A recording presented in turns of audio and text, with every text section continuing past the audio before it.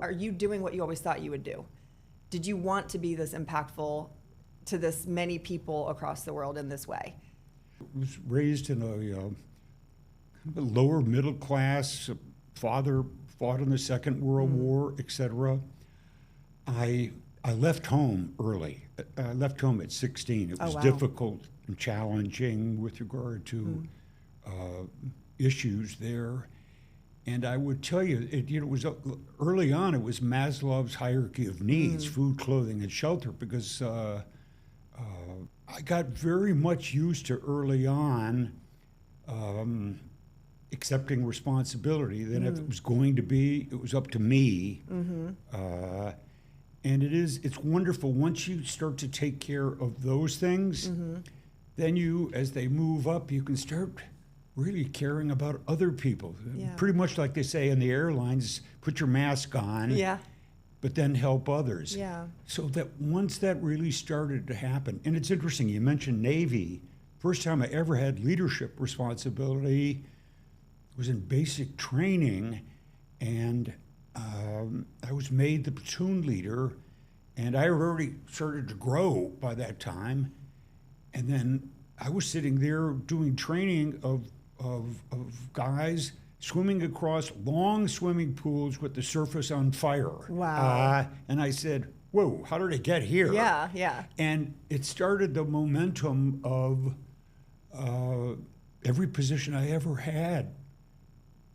After that, I had responsibility for other people, and I cherished it. Most about it. The idea of having an impact on somebody else's life, it's just wonderful. And I would look at the people. We did a study. We had the Global Fairness Initiative, which is a nonprofit in Washington, do a study of our Tupperware businesses and the impact on women. And we picked two very different kind of countries. Okay. Mexico, Catholic. Okay. But, other than a few rich at the top, poor. And Indonesia, Muslim, 85% Muslim. Both of these were huge businesses for us, more than 200,000 women in each. We wanted to see what would be the impact of what we were doing. Yeah. And the only prerequisite is they had to be with us 3 years. Okay. We found 4 things happened, or they did. It was an independent. Number one, her attitude changed about herself. She used to have an attitude of, I'm not good enough. And now she had an attitude, I am good enough. And 1/3 even said, I'm a leader. Second, she moved from lower class to middle class. Third, she became connected to other women with smartphones, computers. And when women are connected, that's power. Yeah. Last, the thing I'm most proud of, in a world where 1 out of every 3 women is abused sometime in her life, he went from a belligerent attitude, the man in her life, to actually supporting her and being behind her. So the point I'm saying, how can you not feel good about that? That you've left something behind and you do something that it adds benefit other than shareholder value. Yes, but I'm going to take it back to the women part. I'm imagining that you came into Tupperware at a point where it's a manufacturing type distribution company, and there's a lot of metrics and KPIs and processes and compliance, and that's how it was run previously. You chose to elect a very different model, meaning you put people first, especially women, and it soared from that point. Am I recalling that correctly? Is that a good summation of the story and the journey at the beginning when you first came in to Tupperware? Yeah, that is correct. I mean, you got it. That's what it was. When you come into a turnaround situation, the first thing you've got to have to look at is, what have I got to work with here? Yeah.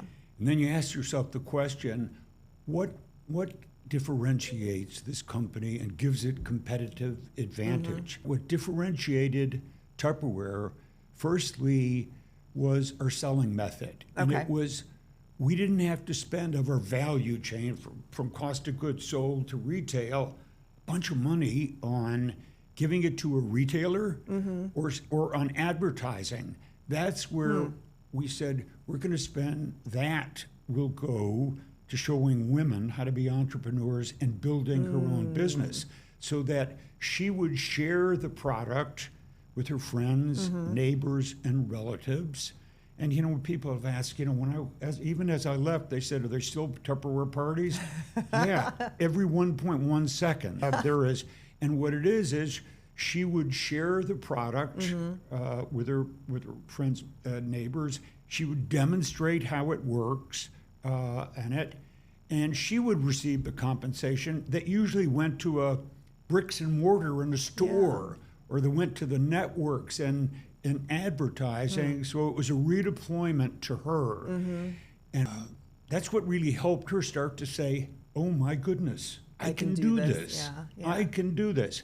Yeah. There's something that you did that Rubbermaid or others often either miss or can't do or undervalue, and that is leverage the power of connectivity of people, alignment among them, and how when they share with one another, there is a force multiplier there. And so they couldn't buy that network, or they couldn't buy those relationships. They couldn't compete with what has otherwise been created among those groups of women. That is a definite unique differentiator. And so why women? Firstly, they're the ultimate communicator. They're primary consumer out there everywhere in the world. It's interesting too. That's what people have asked me. Well, why do you invest more in women? I said, if you show a woman how to make income, she'll spend 90% of what she makes on her family and her community. Men spend the bulk on themselves. Interesting. Okay. Yeah, I can see that. She thinks we. He normally, it's a machismo mindset. He thinks me. Nick Kristof, who's one of the great writers in this country, he and his wife Cheryl Wudung wrote a book called Half the Sky, and the whole concept is women hold up half the sky. And so it really became important to me early on to leverage the power of women, because, and not for social justice, because the moment you just say that, you're saying, well, it's because it's not fair. No, how about it's dumb not to leverage the power of women? And that's what I would promote at the many years I was involved leading that effort at the World Economic Forum at Davos. I'm imagining you coming in, you've got this environment that's manufacturing, you are uncovering and recognizing not only location and market implications or advantages, you're breaking into them, you're taking the recognition and the focus on the employee, you're also then therefore focusing on women empowerment and the distribution of their own wealth into their families and the community. That's a lot of change and a lot of headwinds. Tell me about those conversations when you were making these moves. Gosh, this really does make sense. Very, very bright people. Okay. I started to make diversity on our board a real key. So as I left, 50% of the board were women as well. And they came in from different areas. But what I'm really proud of is the years before I got there, the company was stumbling, and not because they had people that were incapable.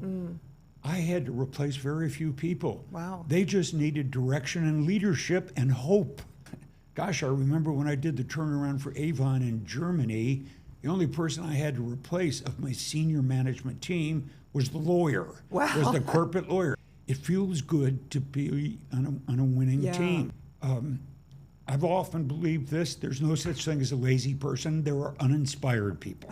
You tapped into what was inherently already a very raw potential. You aligned it and you created this more of a visual path to what their success would be. They saw it, they bought into it, you encouraged them, you rewarded them. And so focusing on that alignment of the team connected to your strategy seems like it was one of your winning methods of going in to do that. Yeah, interesting on that, Kara. It's a great point. Where do you think leaders get it wrong? You show individuals how to become the best version of themselves and to become invested in them. That's going to be more powerful, particularly if you buy into the notion that all a company is a collection of people. Then you say, okay, I'm going to attract the best people, empower them, give them development opportunities and reward them. Voila, that becomes a formula. I want to give you a little bit of context because I think I could really use your advice on this. Didn't expect to take it this way, but I'm just going to be back to vulnerability. I'm just going to ask. Okay. I've gone through very early in my career working in manufacturing, technology, software, a lot of male-dominated industries. I've often been the youngest and the only female. You can imagine what that was like in those spaces. But I learned that even though my skill and gift and education was in HR, I had to learn the finance piece and the operations piece because I had to lead with credibility so that I wasn't judged on being the only female or being young. I also had to work on relationships and influence in order to be able to rise. I accomplished that. I was able to also get to the C-level pretty quickly. I brought 3 companies public, have done international mergers and acquisitions all over the world. What I found is in entrepreneurial companies, there is a magic, there's just some kind of magic when it comes to if you can take the talent, like we've been talking about, of the organization, and you can structure them in the ways that we've been talking about, the value to the communities, to the company, to the industries overall, it's profound. And as I've gone through my journey, I realized those that are putting money into other companies or those that are acquiring other companies, every time I was at a deal table, nobody talked about the talent. Nobody talked about how they work together. Nobody talked about and asked questions about the succession plan or the high potential of who's next once the founder or CEO wants to move on. And so I started Carrie Lane Executive Solutions on the idea that in this space, there is a lot of opportunity to make a very big impact and difference if I could change the way investors see investing, if I could get them to focus as a core part of the due diligence process, people, relationships, connectivity, alignment, execution, as well as finance and operations. If you were me, and this was your mission, you wanted to go change the way people saw investing so that you could impact all of those people that are out there that have such wonderful teams or that are needing to have emphasis on building strong team. What advice do you have? Back to, remember the book, Good to Great? Yeah. And one of the things he's a good guy. One of the things he dissected, though, was the operating landscapes in companies. And I think communications is a key piece. It is interesting when you talk about not only women's empowerment, more and more are starting to understand, oh my goodness, particularly HR, at the very core of it is, it's understanding the role of people. Facebook, Uber, we were the early investors in that. And when we make investments in those kind of things, we're looking at people ability. It's going to be critical in the future to find those cultures, in fact, that put the right emphasis on people. It's very encouraging for me, thank you, as somebody that's starting out. And I don't want to give up because I believe in the mission and I believe in the impact. And I know I'm doing it still in a male-dominated space, so I'm still shaking trees, like elbowing my way in. But I believe in it, and that's why that whole team is out there. They believe in it, and I think that there is such a difference and an opportunity. And so it is very encouraging to me to hear your stories and where your you think it's time headed. in HR training was not a waste. It was a foundation of it. You can hire people to run the numbers. Yeah.